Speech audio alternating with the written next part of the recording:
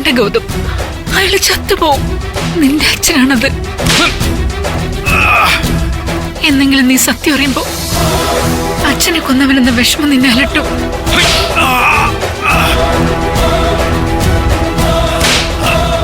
പറ, ഇനി പറ. ഓരോന്നോരോന്നായി സത്യങ്ങൾ വെളിപ്പെടുത്തിക്കോ, അല്ലെങ്കിൽ ഇനി എന്റെ കയ്യിൽ നിന്ന് താൻ വാങ്ങിക്കും.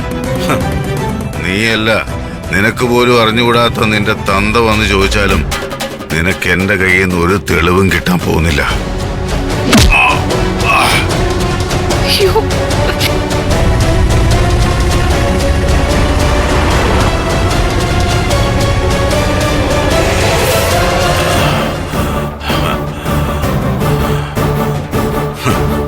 അവൻ തെളിവുണ്ടാക്കാൻ ഇറങ്ങിയേക്കുന്നു. ആദ്യം പോയി നീ നിന്റെ തന്ത ആരാണെന്ന് തെളിയിക്കേ.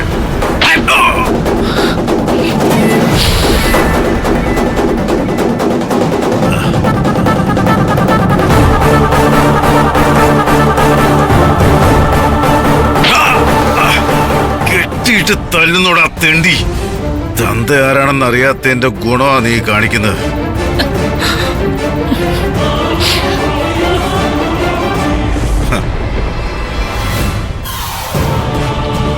ഒരു നല്ല തന്തയ്ക്ക് പിറന്നവനായിരുന്നു നീയെങ്കിൽ ഈ പണി കാണിക്കില്ല.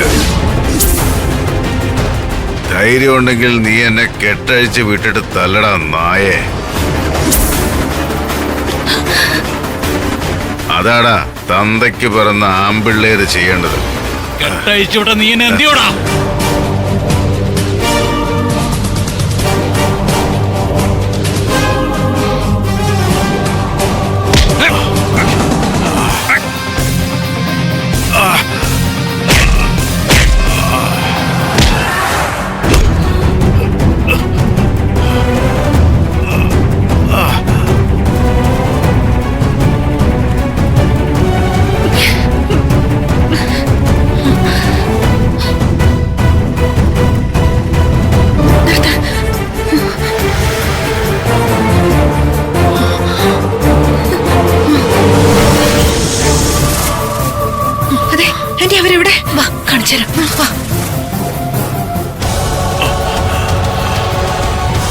ഇപ്പൊ ഞാൻ നിന്റെ മുഖത്ത് കാണുന്നത് മരണഭയമാണ് CKC.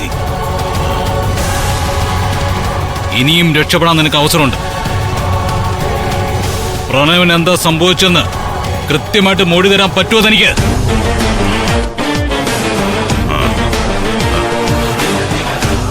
നീ കൊന്നോടാ.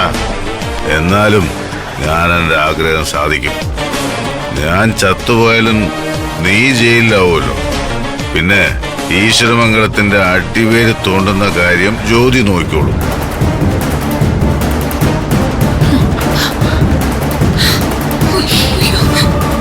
ഞാൻ മരിച്ചു എന്ന് കരുതി നീ അങ്ങ് രാജാവാകുമെന്നാണോ ധരിച്ചിരിക്കുന്നത്? വിഡ്ഢിയാടാ നീ.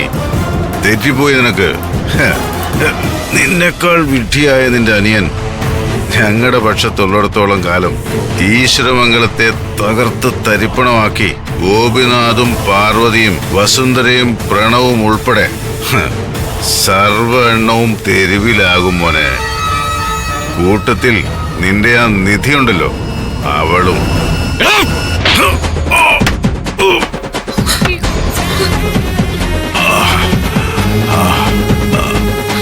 വേഗം ചെല്ലു മോളെ, അല്ലെങ്കിൽ ഗൗതം അയാളെ കൊല്ലും.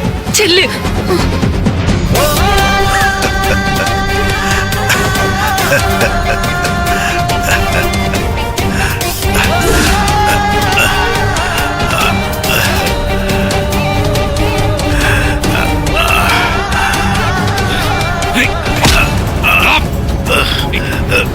എങ്കിൽ നിന്നെ ഇന്ന് ഞാൻ കൊല്ലൂടാ.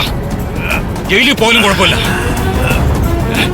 ഈശ്വരമംഗല ഗ്രൂപ്പിന് ഒരു പോറില് പോലും ഏൽക്കാതെ നോക്കാനുള്ള കഴിവും പ്രാപ്തിയും എന്റെ നിധിക്കൊണ്ടാ. അവളും നോക്കിക്കോളൂ എന്റെ കുടുംബത്തിന്.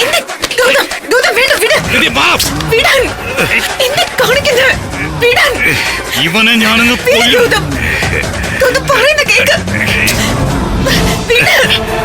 ഇവൻ ജീവിച്ചിരിക്കുന്നിടത്തോളം കാലം നമുക്ക് മനസ്സമാനം കിട്ടില്ല. ചാവട്ടെ അവൻ. ഞാൻ ജയിലിൽ പോലും കുഴപ്പമില്ല. കൊല്ലും ഞാൻ അവനെ.